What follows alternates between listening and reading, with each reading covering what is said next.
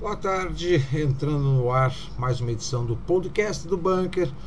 Hoje, especialmente aí, vamos falar das datas comemorativas do dia de hoje e de amanhã. Pouco se sabe a verdade, ou com um pouco mais de profundidade a respeito do feriado ou do personagem Tiradentes e sobre a Inconfidência Mineira. Pouco se sabe, fora daquela versão romântica que a gente aprende nos livros didáticos da escola sobre o descobrimento do Brasil, que é comemorado amanhã, que na verdade não foi um descobrimento, foi um achamento. E poucos detalhes também se tem a respeito de uma outra comemoração que ocorre hoje, que é o aniversário de Brasília, completando hoje 61 anos. Mas eu vou começar falando a respeito da verdadeira face de Tiradentes. Tiradentes era maçom, assim como toda a conspiração chamada de Inconfidência, para separar Minas Gerais de Portugal e do Brasil. A gente aprende nos bancos escolares que o Tiradentes foi o que deu o pontapé inicial para a independência brasileira. Não. Tiradentes o objetivo do Tiradentes e da Inconfidência Mineira era a independência de Minas Gerais. Era um movimento separatista, tanto de Portugal quanto do Brasil. E naquele momento, Minas Gerais, o território incorporava o estado do Espírito Santo. Então, Minas Gerais tinha litoral, tinha saída para o mar. E essa Inconfidência Mineira foi inspirada na Revolução Francesa. Todos os conspiradores foram perdoados pela coroa portuguesa, mesmo porque a Dona Maria I, a piedosa, não gostava nem de guilhotinas, nem forcas e nem fuzilamentos, visto que muitas de suas tias e primas foram vítimas dessas execuções na Revolução Francesa. O perdão de Tiradentes saiu no dia seguinte à farsa do enforcamento, por coincidência, e foi lido publicamente. Então, a imagem que a gente tem do Tiradentes, que parece um Jesus Cristo enforcado, esquartejado, não era ele. Tiradentes morreu de velho. Tiradentes não morreu enforcado.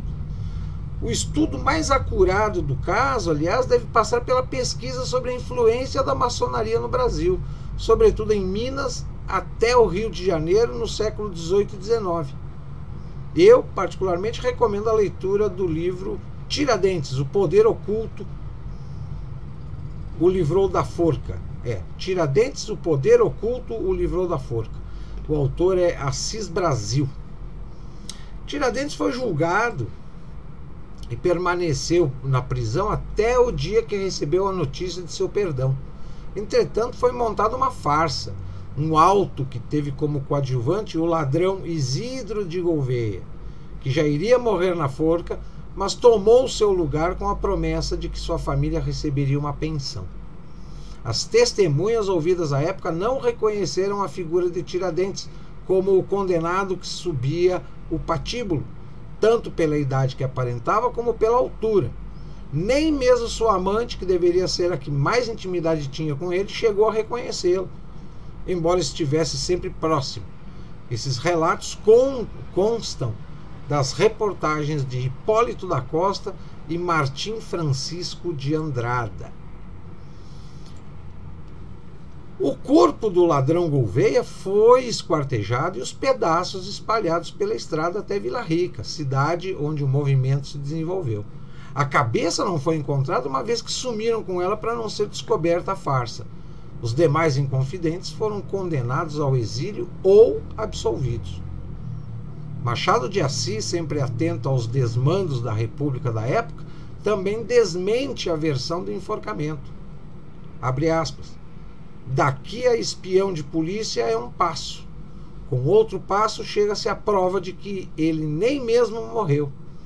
O vice-rei mandou enforcar um furriel muito parecido com o alferes e Tiradentes viveu até 1818 de uma pensão que lhe dava Dom João VI. Morreu de um antraz na antiga Rua dos Latoeiros, entre Ouvidor e Rosário, em uma loja de barbeiro, dentista e sangrador, que Tiradentes abriu em 1810, a conselho do próprio Dom João, príncipe regente. Qualquer um com um mínimo de raciocínio compreende a falácia em que caímos. Em 1893, os republicanos encomendaram a Pedro Américo um quadro de Tiradentes esquartejado, barbudo, semelhante a Jesus Cristo. A madeira da forca se assemelha à da cruz, que está pleonástica e estrategicamente colocada ao lado da cabeça decepada. A história da delação é semelhante à de Judas, agora representado por Silvério dos Reis, que, aliás, também se enforcou. Sem contar os inconfidentes e a narrativa dos encontros conspiratórios, que mais parecem ceias com os discípulos. Todas as imagens foram pensadas para você, ser pensante e inteligente, cair no conto do vigário. Fica aqui a questão. Por que ainda comemoramos esse dia de Tiradentes? Por que até escolheram esse dia para divulgar a morte do presidente Tancredo Neves? E por que paramos de comemorar o descobrimento do Brasil, que seria no dia seguinte, 22 de abril? Já é hora de acordar deste pesadelo, que é a manipulação da nossa história por pessoas sem seriedade em pesquisa, ou pior, mal intencionadas, que de má fé construíram uma narrativa mentirosa apoiada por uma imprensa leviana e incompetente, despreparada para checar fatos e documentos. Em meus estudos pude ler em reportagens e artigos da imprensa como um trabalho de anos de pesquisa séria foi desqualificado, bastando consultar uma professorinha que nunca sequer examinou um só documento da época, apenas porque deveria ser amiga do jornalista. Então, a história mentirosa no Brasil, isso não é novidade. Inclusive, atualmente, essa nossa mídia, essa nossa imprensa fofoqueira, despreparada, oportunista e se achando capaz de contar a história brasileira, investigar a economia política, o direito brasileiro, tá? Eles estão deixando péssimos relatos. Eles estão literalmente prestando um desserviço à escrita da história brasileira. Então a imprensa, na verdade, ela nunca corroborou positivamente para a escrita da história, mas para as versões enganosas que são expostas até hoje em muitos livros semididáticos e didáticos nos bancos escolares. Vamos falar de descobrimento do Brasil, que é amanhã. Além do Dia da Terra, no dia 22 de abril é comemorado o suposto descobrimento do Brasil, que eu chamo de achamento do Brasil. Nessa data, em 1500, os navegadores portugueses chegaram ao território brasileiro. Sob comando de Cabral, eles tomaram posse da nova terra. E se você estranhou eu dizer suposto descobrimento ou achamento do Brasil, a explicação é longa, mas dá para resumir assim: estima-se que já viviam no Brasil, naquele momento, 5 milhões de pessoas. Então, o Brasil já tinha, no momento que já existia alguém aqui, a gente descobre algo, né, literalmente abandonado, deserto. Mas já tinha gente aqui. Então, pode ter sido uma descoberta para Portugal, não para os nativos. Outra questão bastante interessante é que, não só pelo fato de já existir pessoas vivendo nestas terras, a gente tem que pensar na cronologia dos descobrimentos. O Colombo descobriu a América em 1492. Em 1498 foi assinado o Tratado de Tordesilhas, que dividia as novas terras, o Novo Mundo, entre Portugal e Espanha. Tanto que na cidade de Laguna tem o marco zero do Tratado de Tordesilhas, que era onde terminava a linha imaginária que dividia as terras americanas entre Espanha e Portugal. Em 1500, quando o Cabral chegou, Portugal já tinha conhecimento das terras, já tinha posse legal das terras, avalizada pelo próprio Vaticano. Só não tinha a posse física, nunca tinha chego nenhum português nessas novas terras. Resumidamente, os navegadores teriam visto um monte de terra no 8º dia da Páscoa cristã. Por causa disso, e por imaginarem que se tratasse apenas de um monte, o Brasil recebeu o nome de Monte Pascoal. Ao se aproximarem, no entanto, os portugueses perceberam que se tratava de uma faixa de terra mais extensa. Assim foi dado ao local o nome de Ilha de Vera Cruz. No entanto, depois que os portugueses já estavam bem próximos ao continente, viram a enorme da qual se aproximavam. Foi assim que eles deram a nova descoberta, entre aspas, o nome de Terra de Santa Cruz. 13 caravelas chegaram às futuras terras brasileiras, pelo litoral da Bahia. Quando aqui chegaram, o primeiro contato com os nativos foi feito pelo tradutor judeu Gaspar Gama. Esse primeiro aporte teria acontecido às margens do rio Frade. No entanto, após esse primeiro contato, os portugueses teriam buscado uma região mais segura para desembarque. Dessa forma, eles aportaram nas terras que hoje pertencem ao município baiano de Santa Cruz Cabralha. Em terra firme, não demorou muito até que os navegadores realizassem uma missa. Como já mencionamos, era a época da Páscoa, e a celebração pascual foi dirigida por Frei Henrique de Coimbra. Aliás, a celebração oficializou a descoberta, ou o achamento do Brasil, e a tomada material da terra pela coroa portuguesa. Mas os fatos a respeito do achamento do Brasil começam a ficar estranhos nesse ponto.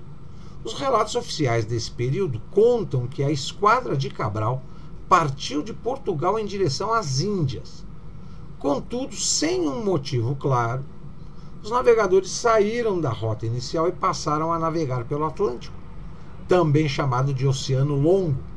Entretanto, o mais interessante de tudo é que, além de Cabral, estavam nessa viagem navegadores experientes, como Bartolomeu Dias, primeiro explorador português a dobrar o Cabo da Boa Esperança. E, aliás, as cartas de Caminha, que descreveram a nova terra e toda a viagem, não mostravam espanto algum. Ele não fala sobre os motivos do desvio da rota, nem mostra surpresa em avistar o território, mesmo depois de um mês de viagem e aproximadamente 3.600 quilômetros percorridos de forma imprevista. Ainda sobre a incongruência, sobre o achamento do Brasil, existem relatos de que Cabral não tenha sido o primeiro europeu a chegar por aqui. Basicamente, em 1498, 2 anos antes, o comandante Duarte Pacheco Pereira teria chegado ao Brasil pelo litoral norte. português teria explorado parte das terras brasileiras, hoje referentes aos estados do Pará e do Maranhão. Todavia, essa descoberta teria sido mantida em segredo. Mas será que Cabral só teria terminado a missão oficial de Portugal? Aí é que não dá para saber, né? Não existem registros. Apesar disso, Dom Manuel, rei de Portugal, tinha consciência da missão de Duarte Pacheco e sabia da chegada de Colombo ao Caribe. Sem contar que as viagens de Vasco da Gama tratavam sobre indícios de terra firme no trajeto da Índia pelo Atlântico. Outro fator dúbio é que naquela época as rotas usadas pela navegação eram mantidas em sigilo. De forma geral, isso garantia a supremacia e os interesses comerciais da nação que as comandavam. Por causa disso, a ideia do descobrimento ser acidental perde ainda mais força. Além disso, a permanência do grupo em terras brasileiras por uma semana depois de aportarem mostra que Cabral não tinha apenas a missão de ir à Índia. Aliás, foi somente em 2 de maio de 1500 que Cabral deixou o Brasil, não sem antes enviar parte da sua esquadra de volta para Portugal a fim de dar as boas novas ao rei Dom Manuel. Sem contar o esforço dos portugueses em conquistar a simpatia dos indígenas, também é um fator curioso. Como registrado nos documentos, 2 homens de conduta duvidosa foram deixados por aqui pelos descobridores. A intenção era aprender um pouco mais sobre a língua e a cultura dos índios. Os portugueses começaram extraindo a madeira para o Brasil. Posteriormente, houve levas de portugueses se fixando em terras brasileiras, aí já para explorar a cana-de-açúcar, e posteriormente ainda temos a descoberta e a interiorização do território, quando começa o ciclo da mineração. Porém, houve um hiato de tempo entre 1500 e 1530, onde nesses 30 anos Portugal não ocupou a terra, não explorou a terra, não fez nenhum tipo de registro nas novas terras. Então Cabral vem, acha as novas terras, deixa 2 portugueses aqui para conhecer com mais profundidade a terra e os nativos, e Portugal só começa realmente a explorar e a colonizar 30 anos após a chegada do Cabral. Então são pequenos detalhes que muitos livros didáticos não contam da nossa história. E o último fato comemorativo no dia de hoje é o aniversário de Brasília, 61 anos, onde se festeja a obra de Lúcio Costa e Niemeyer. Só que, na verdade, o primeiro projeto de Brasília não foi feito por Lúcio Costa. O primeiro projeto de Brasília foi feito dentro do Exército. Agora não me recordo se é um coronel ou um general, que um militar desenhou o pré-projeto de Brasília. A construção de uma nova capital não surgiu da classe política, mas sim dentro do Exército. E o Lúcio Costa teve acesso a esse pré-projeto abandonado pelo Exército para a construção de uma nova capital, e a partir desse pré-projeto militar, o Lúcio Costa fez o projeto final e o Niemeyer a parte arquitetônica. A construção de Brasília ocorreu entre 1956 e 1960, né, durante o governo do Juscelino Kubitschek, que usou a construção de Brasília como uma propaganda de exaltação ao seu governo, assim como o Getúlio Vargas, no governo anterior ao de Juscelino, usou a fundação da Petrobras como uma exaltação ao governo varguista, né? A ideia de transferir a capital para o interior já estava prevista na Constituição de 1891. Desde o final do século XIX que se pensava em tirar a capital do litoral do Rio de Janeiro e trazer para o interior, principalmente por 3 motivos.